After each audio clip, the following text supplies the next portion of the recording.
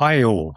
Today we are discussing sarcopenia, but perhaps more importantly, we are discussing a question many older adults ask themselves every day. How do I get my energy back? And my guest today is Allan Misner, host of the 40 Plus Fitness podcast and a coach dedicated to helping people over 40 improve their health, fitness, and longevity. Allan, welcome and great to have you join me. Yeah, great to be here, Richard. I appreciate the offer to come back. Thank you. Yeah, it's fantastic to have you back, Allan. So probably the most common question I'm finding older adults ask is, how do I get my energy back? Is loss of energy simply part of aging? And is this the way it is going to be? Or is there actually something else going on? You're asking the right question.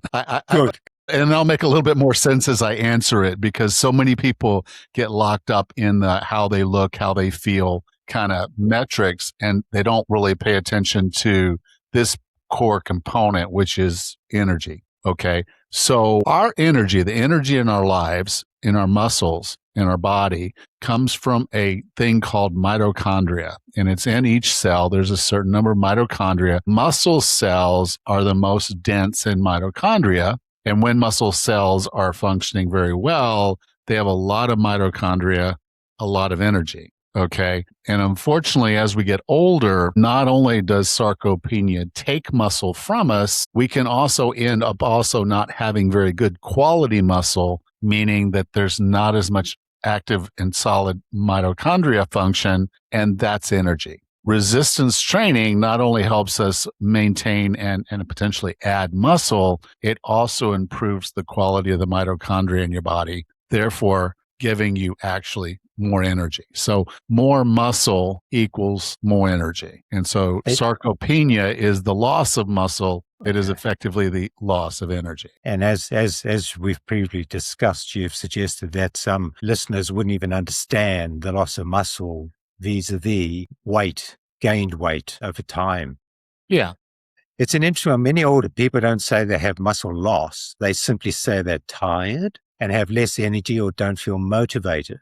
Or they're weaker, or they feel weaker. You know, I had a client and she's like, I just feel so weak. My upper body, I can't do the things I used to do. And so that's typically where we'll notice it, is that we're trying to pick up a bag of mulch for the garden, or we're trying to open a pickle jar. Earlier today, I bought a brand of pickles I really like, and the jars are harder to open than most pickle jars. And I sat there with a little bit of a struggle for a minute, and I'm like, okay, this is a sign. This is a sign that, Allan, okay, you need to really start focusing a little bit more on grip strength, which typically means, okay, I'm going to be doing a little bit more pulls and a little bit more hanging to try to build that grip strength up, because I noticed that it was a little bit, it's fading. I mean, I'm 60, so that can happen if I'm not specifically training for it. And you're going to have signals around you that tell you, okay, from a functional perspective, how are you performing? And then energy was one of those metrics, one of those things you want to be paying attention to. If your energy level is a little low, it could be that you've been losing a little bit of muscle, not training, and therefore, your body's saying, okay, if I'm not going to train, then I don't need this. And unfortunately, if you don't use it, you lose it. It's an interesting statement, because if I've heard you correctly, what you're saying is that fatigue and sarcopenia are connected, but people don't realize it. Yes. They feel fatigued and tired, and I can't do this, can't do that, can't get up, whatever the case might be. But what's happening is they're losing muscle mass day by day through inertia, not doing any exercise, etc. Would that be correct? A good summation? Yeah. So kind of take the step back and talk about sarcopenia, what sarcopenia is and why it exists. Okay. The human body likes to stay alive. That's the sole purpose of the human body. It is a wonderful, wonderful gift, but it has this one inherent weakness, that you can call it a weakness if you want, but it's just called adaptation. And it's a strength as well as a weakness. It just depends on how we apply it. But if you're not doing anything with your body decides, okay, I don't need to expend the energy to hold on to that. So perfect example. If I'm not lifting weights, if I'm not doing resistance training, my body decides I don't need to hold on to as much muscle mass. I can get rid of some of this. If I'm training, my body will retain that muscle mass and add to muscle if necessary to continue to progress the training or based on the stimulus and the load of what I'm doing. Now, as we age, certain things are happening. Now, for women particularly, you hear about osteoporosis, osteopenia, and that's just basically where bones become a little less dense as they age. And they know, most women would know, that starts around the age of your 30s. And by the time you're in your 60s, you've lost enough bone density, if you haven't done anything about it, that now you're starting to notice issues with fractures and potentially, if you fall, breaking a hip or breaking. The same thing is actually happening with our muscle. And actually, interestingly enough, at about the same time, sometime around our mid-30s, we start losing muscle mass. So if you're not doing anything, you're just going about your day, doing your things, you're not building muscle, not retaining muscle, your body's going to start losing muscle mass at about 1% per year. Now, that's not very noticeable when you have a good bit of muscle mass. So we're younger, we're more fit, we're stronger, particularly those of us that were athletes and put on a good amount of muscle when we were in our 20s and 30s, we don't really notice it. Now, we start getting into our late 40s, and now we're still losing that 1% per year, but we've been losing it now for a number of years. It starts to add up, and we start to notice it. Now, a lot of people won't see it on the scale, because they've been adding fat to their body along the same route as they've been reducing their muscle mass. And so the weight might not change that much. And in fact, your BMI might not change that much. But now we look forward and flip forward to our 60s and 70s. And if our BMI now, if our weight is similar to what it was when we were in our 30s, we are definitely not looking like we were in our 30s. Okay. That's true. Unfortunately, okay. Yes. We weigh the same. We weigh the same, but we're not the same. And unfortunately, what's happened is we've put on fat and we've lost muscle. And most of the time, the most noticeable thing, if we're paying attention, is the loss of strength. We know we're not as strong as we were in our 30s. And the loss of energy, we know we don't have quite as much energy as we did in our 30s. And that's really because we've lost muscle mass and not much else. And so and again, one of the wonderful things about the human body, if we take the time to train, our body will adapt, it will adjust, it will get better. So this is not an irreversible problem. It is something we can do something about. And the earlier in the process we start doing something, the better the results. It's an interesting one again, because what I'm hearing is sarcopenia, in a sense, creates that downward spiral where someone feels tired, moves less, loses more muscle, then becomes even less active and motivated without really realizing it, Allan. Right. It's very, very gradual. And you may have heard the analogy of boiling the frog.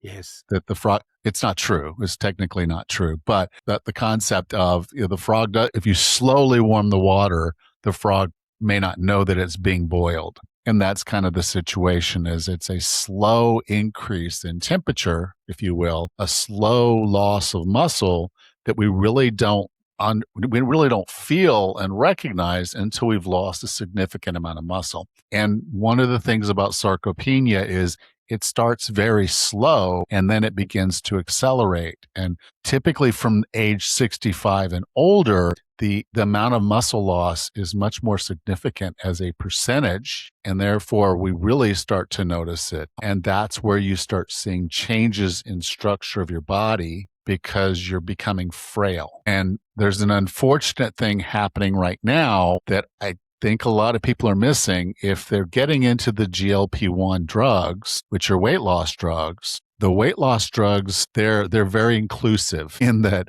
they will let you lose whatever you're losing. So you will lose as much muscle as you do fat. So let's say you're in your 50s and you start a GLP-1 to lose the excess body weight.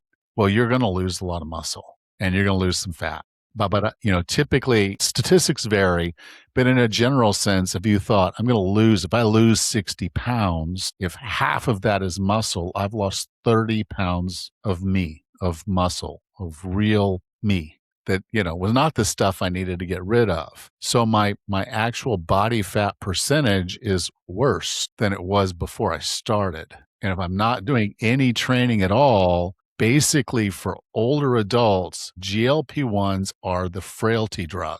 They are making you frail while you lose that weight. So particularly if you're going to try to lose weight, you really need to do resistance training. But everyone should be doing resistance training just to slow the progression of sarcopenia. Wow. I suppose the question I've been asked again in a discussion I had the other day was, if you do resistance training, does it just slow sarcopenia down, or does it hold it in abeyance, or can you make an improvement? And I have no idea, and you're going to probably give me the answer to that, Allan. Okay, it's a complex question and a complex answer, but at a high level, the short answer is this. You can add muscle at any age. 90? 90-year-olds have been shown to add muscle mass when they're doing the appropriate resistance training. So when I say appropriate resistance training, what I mean is this. A resistance training session has to stimulate the muscle. And to stimulate the muscle, you have to push the muscle harder than it's used to being pushed. Doesn't mean to failure. It doesn't mean you have to fail at a lift, but it means it needs to mean something. If it's easy for you to do the sets, just because you did the sets doesn't mean you're getting the stimulus. It should be hard, really hard. Okay. So if you have appropriate stimulus and then you have adequate protein, meaning you're eating enough protein to provide the amino acids that your body then needs to build that muscle, and you give that muscle enough time to rebuild, typically for most adults, that's going to be about 48 to 72 hours, then the muscle will go through the process of stimulus and rebuilding. And so that's what we're trying to do with our sessions, is train hard enough, smart enough not to injure ourselves, but hard enough to get the training stimulus, and then giving us the protein and rest that's necessary for the muscle to recover, and then coming back and doing it again. And you'll know you're improving when you're seeing the training of you can continue and you can lift more weight. So if I'm training and there's a particular exercise that I can do with 10 pounds today or 10 kilograms today, and then I do that set, the next week I do 10, and then I come back and I can do 11.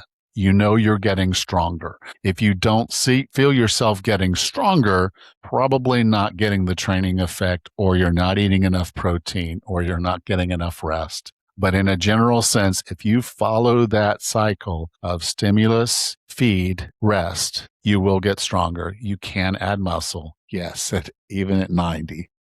Even at 90. So, and that's great to hear. And I think a lot of people will be really happy to understand that, because I'm discovering the lack of understanding in that space. And probably just coming back to the initial part of that question was, can I reverse that decline?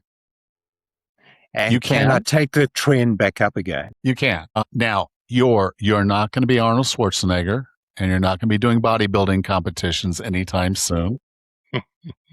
Okay. But unless there's some medical issue or you have some genetic issue, for the most part, if your body's functional and you can move through the full range of motion with resistance on exercises, you can add muscle. Again, 2 caveats to that is, number one, do not injure yourself. You have to know what you're doing a bit about training, and do the resistance training properly with proper form so there's no injury, because if there's an injury, it does take you longer to recover. And that time away is the opportunity sarcopenia needs to get rolling again and bring that muscle mass right back down. So you want to make sure that you're training smart, you're not injuring yourself. And then the second part of the whole thing is just the consistency.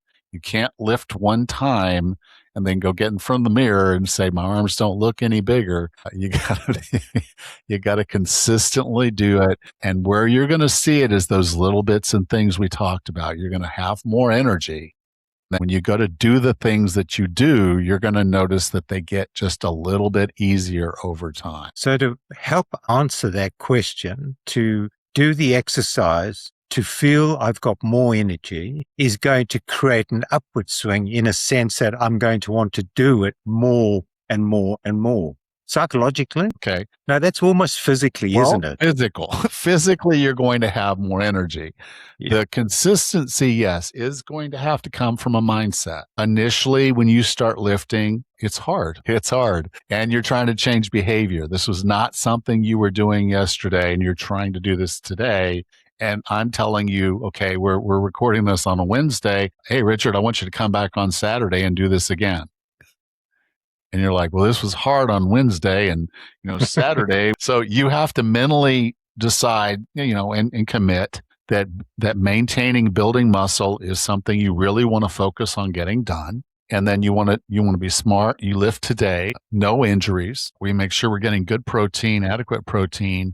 You don't have to overeat protein. If you're afraid that, okay, well, my kidney, I only have one kidney. I had kidney cancer and I had it removed. So I'm not someone that's going to tell you just eat a bunch of protein and it's okay. You eat enough protein. And then if you're doing that and you're giving yourself the rest, which like I said, come back Saturday, that's 72 hours, you're going to come back and we're going to do it again. And we're going to push ourselves again. And as soon as we notice that the training is getting easier, well, that's not the opportunity for us to say, okay, we just keep doing this. We say, okay, it's time to nudge it up a little bit. And it goes along with this idea. If you think about it, Richard, nothing wonderful in your life ever happened inside your comfort zone. Everything you've ever accomplished took getting outside of a comfort zone. Okay, this is no different. If we stay in our comfort zone, we're not growing. But if we'll push ourselves just outside the comfort zone, we will grow. We will get better. And that's the magic of all of this, is to say, okay, I just need to get a little outside my comfort zone, just a little bit more. Now, you don't want to do it too fast. You don't want to do too much, but just a little more, just a gentle nudge just outside the comfort zone to say, okay, last week I could do this. This week I'm going to push hard. And the other thing to take away from all of this is it's not always straight line, meaning it won't be that you'll just get stronger week after week. It's going to be a general trend over time that you get, because sometimes you'll come in and maybe you didn't sleep as well. Maybe you're not quite as hydrated as well. A lot of different things. You could be coming down with some kind of a virus and your body's trying to fight that. A lot of reasons why you could go in to do a lifting session and your performance is not as good as you would want it to be. You can't let that stop you. Do what you can do, then protein, rest, and try to come back again the next time and push hard. But that trend up, you should see. You're getting stronger. You probably will start to, over the course of maybe 6-7 weeks, start to notice the physical changes in your body. Start noticing it's easier to open a jar. It's easier to maybe lift up that bag of mulch or to hold the grandchild. It's like, okay, he's getting heavier and it's getting easier.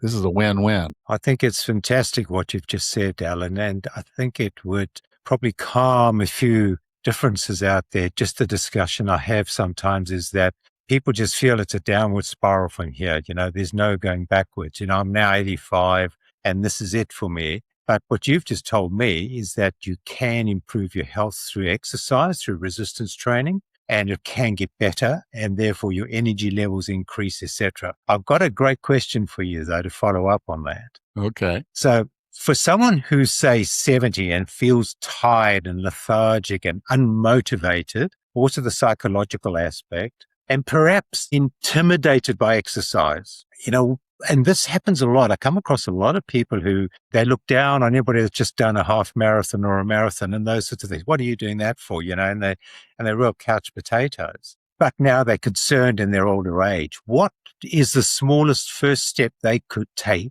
that could genuinely make a difference? Okay. This is one of my favorites. Get down on the floor and get back up. Literally lie down, face Put a forward. mat on the floor or a blanket or something, get down onto the floor, lay down on your back, and then just get back up. And you'll see how difficult it is to actually get up. Yeah, and you're starting a training program. And just the act of physically getting your body off the ground will be a thing.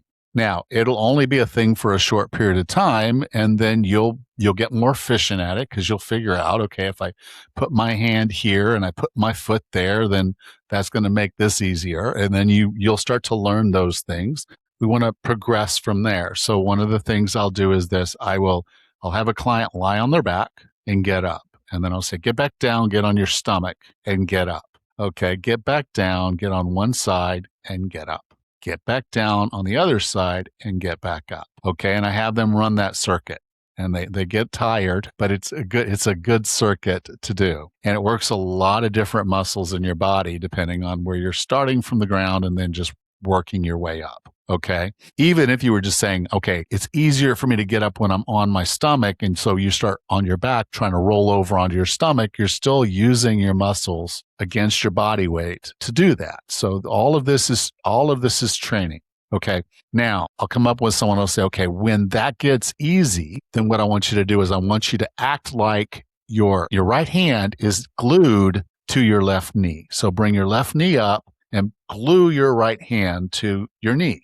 And you can't remove this. Now get up. And you use the muscles in a slightly different way and you feel it's harder. And then you do the exact opposite. You glue your left hand to your right knee and then you get up. And all of this will require you to use muscles throughout your body to make this happen. So starting out, your body is the best weightlifting equipment you could ever have. You just have to find the things that are difficult for you to do. I don't know how many people will tell me I can't squat. I got bad knees, right? I was a runner. I got bad knees. I can't squat. And I'm like, well, do you use the toilet? Like, yeah. No, I never go. Yeah. Are you still sitting there? Of course you're not sitting there. You sat down and you'll stand back up. Yeah. So instead of just doing that one time, do it 5 times, do it 8 times. Okay. Now take a short break and do 8 more. That's a squat. You lean against a wall, bend your arms, and then push yourself away from the wall. Make sure you're wearing slip resistant shoes so your feet don't slip on the floor, but just lean into a wall and push yourself away from it. It sounds so simple, doesn't it? It can be very simple. It's just you have to find something that you struggle with slightly and just do it. Yeah. I find people get a bit bored with this sort of stuff. And you probably find that, Allan, being a real professional at this sort of thing, that, that thing, just pushing against the wall. Yeah, I did 10 yesterday. It's boring. What else can I do? And that's why I kept coming back to sarcopenia in terms of the explanation about what it is and what it's doing to your life and your life cycle. It's shortening that life cycle, isn't it? Your end of life cycle. You could be living a great life, far better, able and independent. But if you don't understand, you've just let yourself fall apart, basically. I think the last time I was on here, I told you the story of the gentleman that couldn't walk down the stairs. Okay, what happens to his vacations? What happens to his bucket list? Forget that. If there's things you enjoy in your life, if you can't do them, what does that mean? And so we could say something is boring, and I'll be like, guess what's also very, very boring? Sitting in a chair and waiting for somebody to come clean you up. It's just the reality of life. We're getting older, and if we don't do something to provide our body with what it needs, we end up in a very frail and bad place if we live long enough. And most of us will. The studies are out, and basically we are living longer, but we are not living better. And so the sick years in our lives is going up, particularly in the Western world. And if we're not doing something about it, then we're going to suffer longer.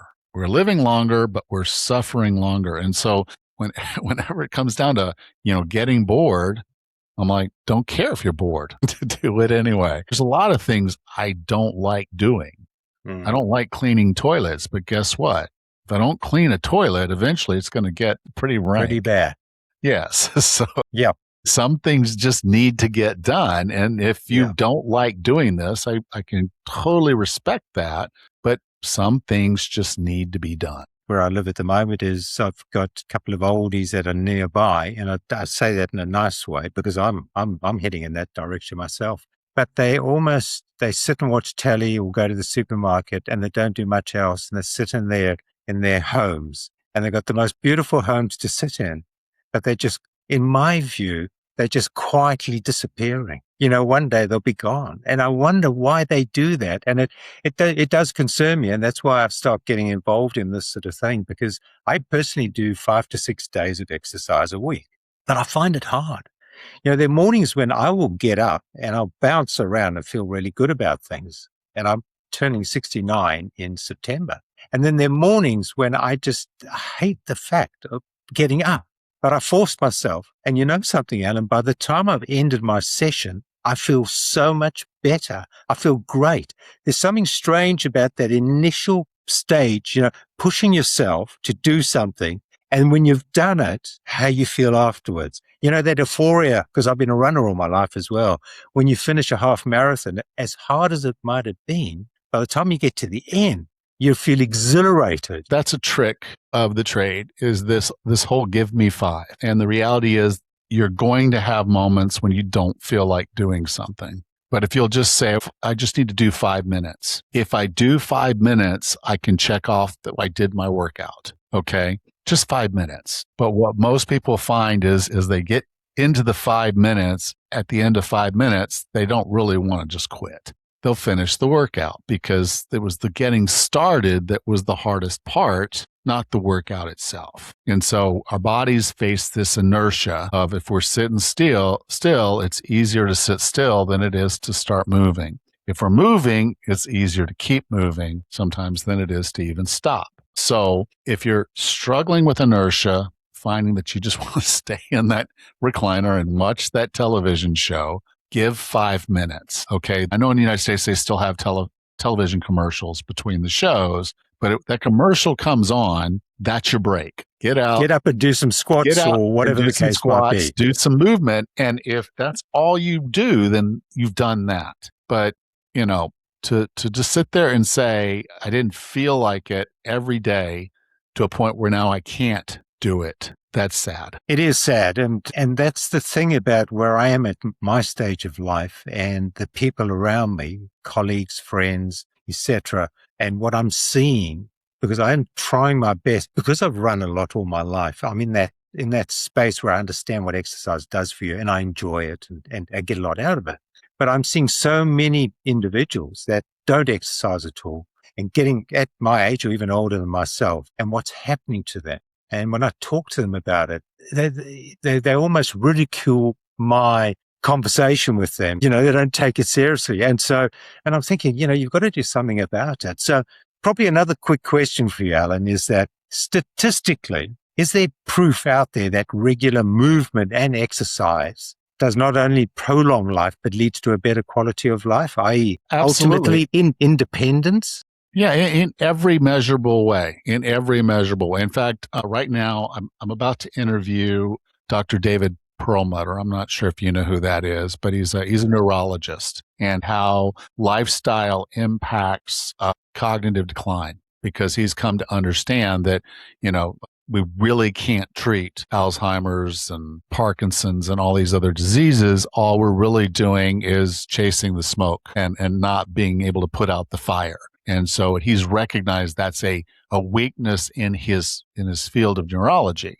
But he's looking at the science and realizing that nutrition and movement and all those different things have a significant effect on those conditions. Not that they would reverse them, but that they at least help slow them down when they're noticeable. It's hard to prove a negative that someone, because they exercise so much in life, they didn't have cognitive decline. But, they look at the epigenetics and they say, okay, you've got a flag here for Alzheimer's. And that does not mean you will get Alzheimer's. It just means if you live a particular lifestyle, your likelihood you're going to get Alzheimer's goes way, way up. There's study after study after study that has shown that people who exercise regularly have slower cognitive decline particularly when they have those conditions. So that's just one area of science, or one area of health and wellness that we know is impacted. The other is just with the condition of heart disease.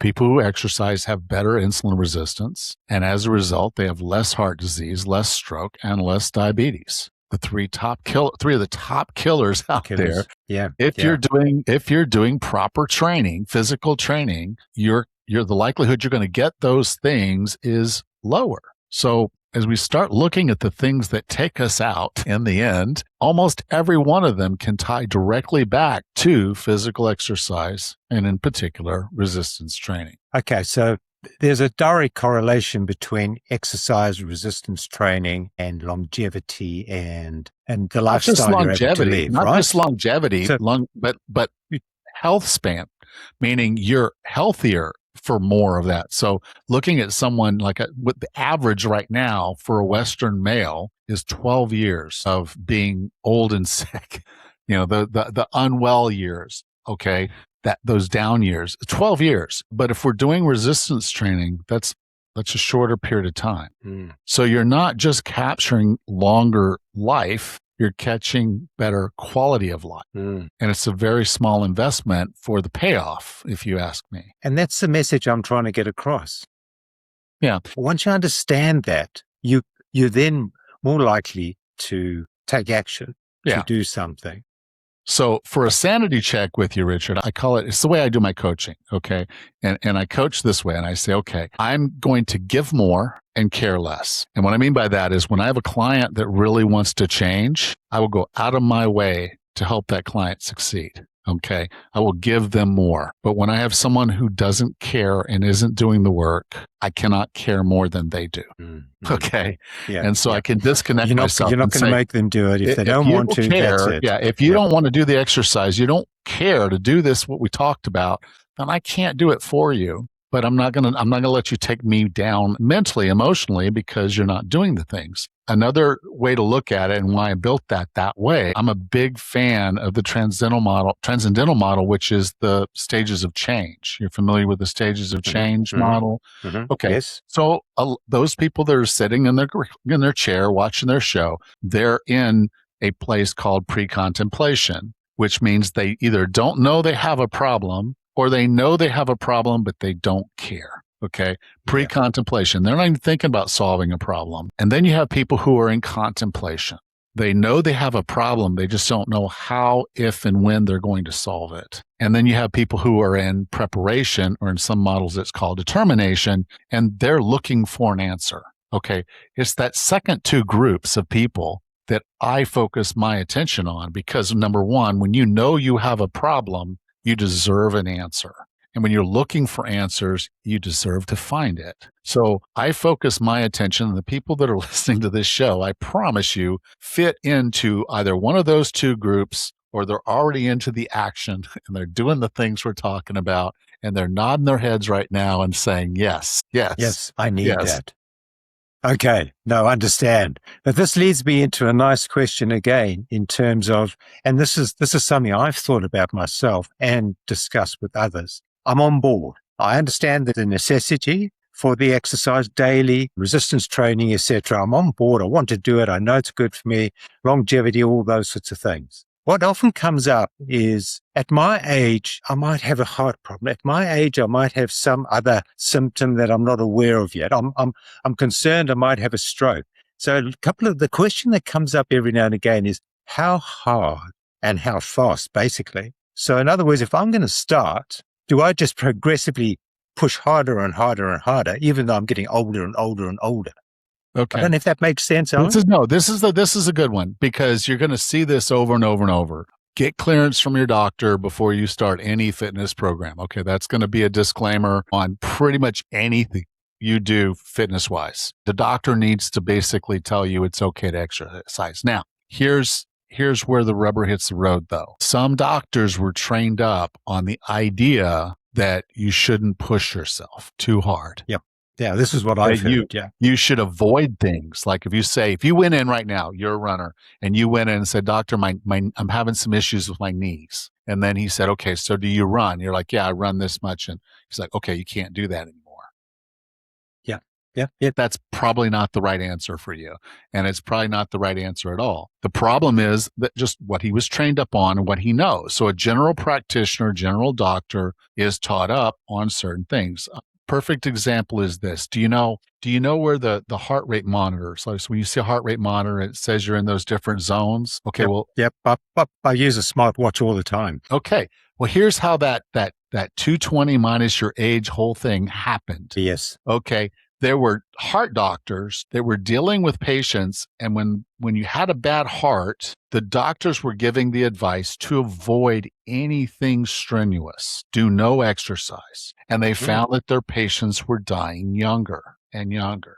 So they knew no exercise was not the answer. They just didn't know how much and how hard. So they brought this consultant guy on, this guy, and they asked him for that. So he started looking at people with heart conditions and seeing where their heart rate should be and realized it was age-based. And so he created that formula and presented that to the medical community. And the treadmill companies, the elliptical company, the companies that were selling all of this cardio equipment, picked up on that idea and built that formula into their monitor, into their models. If your heart rate is this, so if you're 69 years old, 220 minus your age, and and this is where you should train.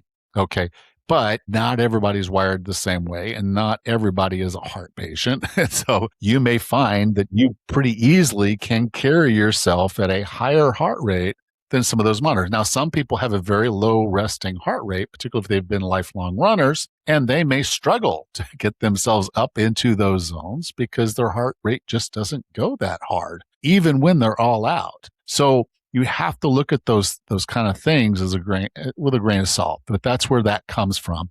The only answer that you really have is yourself. And yes, you want to talk to a doctor, but talk to a doctor who understands someone like you, someone who wants to be more fit, someone who wants to train regularly. And then the question is not, should I, but how do I? Okay. If the answer is don't, then that's the wrong question. So there's a fear out there with the 70, 80, 90-year-old. If I push myself too hard, I might give myself a heart attack. Just what we discussed, and right? that is a plausible situation. Is it likely? I don't know. Again, we don't know. None of us know. Right. So talk to your doctor and ask them what is appropriate, what is not. Okay. And then the doctor will at least give you some guidelines to know when things are not the way they should be. So if I had someone who had a heart condition, or they were just much older and they were concerned about their heart keeping up, I'd say, okay, I do need you to invest in a heart rate monitor. And when we do the training, we're going to make sure that we do the training in a way that doesn't put too much pressure on your heart, meaning your heart rate doesn't spike up too fast. Mm-hmm. And we always make sure that you can recover before we go again. So I may change the way I do the training. We'll do the actual resistance training, and then there's usually a recovery time, a rest between sets. So I talked about doing 5 or 8 squats. Okay. So I may have you do 5 to 8 squats, check your heart rate, and wait for it to slowly come down. If the heart rate comes down in a minute, then you can do another set. If your heart rate's still elevated after that minute, maybe wait 90 seconds. See what happens to your heart rate. And then you can do another set. Now, I may also say, okay, well, we're doing the set pretty fast, and that might be what's bringing up your heart rate. Let's do each rep slower. So instead of pop, pop, pop, pop, pop, up and down, we're going to say, okay, down slow, maybe a count of 3. 1, 2, 3. Now up, 1, 2, 3. And because we're going slower and there's more time under tension, which is not something you need to know for this episode, but because you've changed the way you're training, maybe 8 reps isn't appropriate. Maybe we only do 5, but we do it at that slower tempo. So there's more time under tension and your heart rate doesn't spike up, but you're still building strength and still building muscle because you're doing the work and you're taxing your body, but we're not taxing the heart as much. So there's ways we can train and look at what your body's response is and use that as the principles. But yes, if you're concerned about your heart health, please go see a cardiologist, get yourself checked out,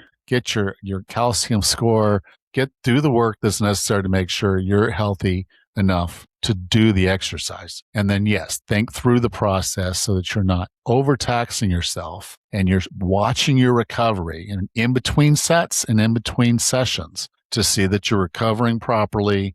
And if you are, then your body's ready for you to push gentle nudges outside that comfort zone. And I've discovered that as well over the years, Allan, that the push is something that mentally you have to work yourself up to. It's not a natural thing. It doesn't come naturally, does it? No, that's why they call it a comfort zone, Richard. It's uncomfortable. Yes, that's right. So you've got to be ready for it. Mentally, you've got to push yourself into that zone and even beyond. And the running part of my life has been, it's almost taught me that there's nothing wrong with it.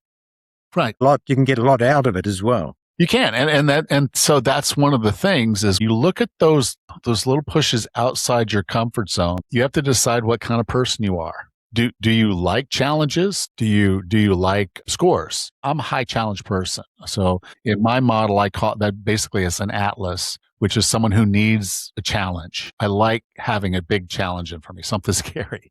So I like big and hard, and I like the challenge. Now, I wasn't always that way. There was a period of time when I was couch potato, didn't want to do the thing. And what I needed then was to be more focused on something else, which was streaks, doing it consistently.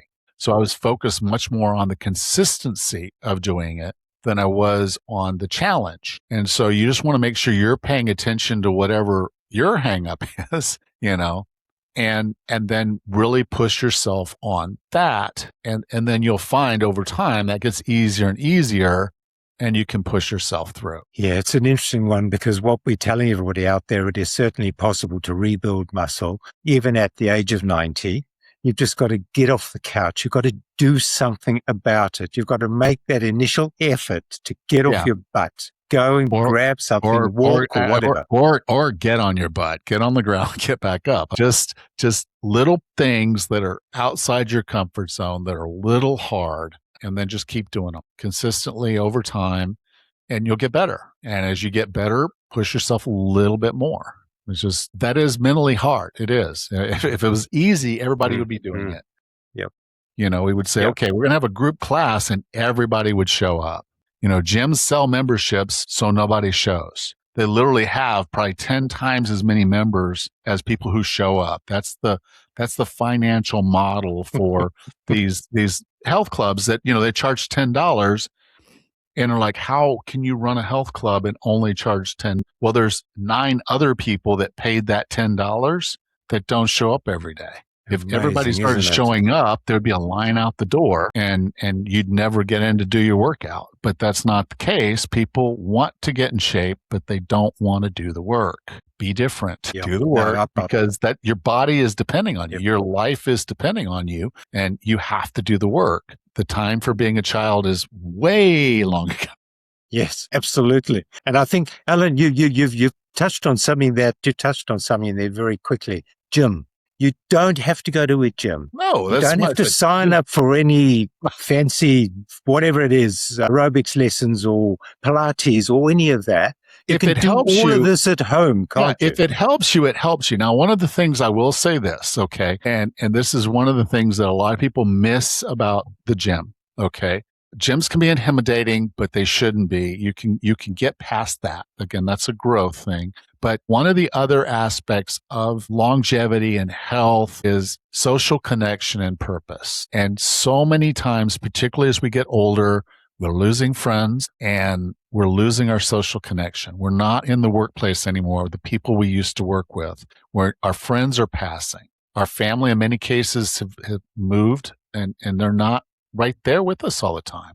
So there's a big loneliness built into being older that you can do something about at a gym. And so I'm not saying you have to or should join a gym, but if you're finding that, maybe a little bit of social connection would be good for you, it's not a bad idea. Yeah, I'll come back to one of those questions I asked you earlier on about intimidation and feeling you're not part of that scene. No one is going to want to exclude you. No one's going to tell you you're not welcome there. Hey, old man, get off that piece of equipment. You don't know what you're doing. No one's going to do that. Okay, I can tell you right now. The classes are They're designed to be fun. They're designed to engage you. They're designed for people to enjoy being around other people. I get it if you don't, but find one person to go to the gym with you and work out with you. And it changes the whole dynamic of training. That little bit of having someone there and they know you're coming, that social connection, that social contract of, hey, Richard, see you at the gym at 6. Guess what? When your alarm goes off at 5:45, you're not hitting the snooze because you know someone is there and you know you're going to get a better workout because they're there. And so when we talk about consistency and we talk about getting into the game, sometimes that social accountability is exactly what we need to stay in it long enough to start seeing the progress that makes us want to keep doing it. Mm. Yeah, great sentiments, Alan, and it's something that I hope people take on board. And the fact remains, you can still do this stuff at home, even if you can't get to a gym, if you don't have your license anymore or can't drive, those sort of things. And I keep referring to the 80, 90-year-olds who just can't get out of the flat or the apartment or the house, but still do it at home. Get up, move around. And I'm sure you've got so many tricks up your sleeve, Alan, that you could share in a later episode if you're agreeable. I'd love to be able to do that with you. Get into the actual physical aspect of things at some later point in time. Absolutely. Absolutely. But in the meantime, if you haven't, get on the floor and get back up. And if that's easy, do it again. And then lay on your stomach, message. Change it up. And so just that little start, I think you're going to see is like, why was this hard? Why was that hard? Where did I struggle? And just realizing that's a weak spot in a chain, a kinetic chain of getting up off the floor. If you were to fall, you're going to want those skills. Yes. Okay. And so this is practicing a life skill because the likelihood you're going to fall when you're over 65 is a lot higher. And you want the life skill of being able to get back up. And so this is a life skill practice that if you do this one thing, you're going to improve the quality of your life. 100%. It's going to happen. You just start with something small and do it. And it's like I said, I talked about the toilet. Sit, squat, get back up. Squat, get back up. And if you can do that 5 times, you can do it anytime you want to. What a fantastic message to finish on, Alan, because that's so important to anybody listening. I just hope they take that on board, that it is possible, and do it now, not tomorrow. Don't wait till tomorrow, because there's so many. And it doesn't have to be pretty. You're at home, no one's seeing you. Does not have to be pretty. It just needs to be done. Yeah, I agree. Alan, thanks so much once again. I mean, it's been fantastic talking to you, and I so hope everybody out there takes cognizance of the fact this is so important when you get into your elderhood, into your elder years. And once again, I'm going to put you up on the site with a link, etc. Visit your site, etc., and have a look at what you do. But thank you once again, Alan. You're more than welcome, Richard. Glad to be here anytime.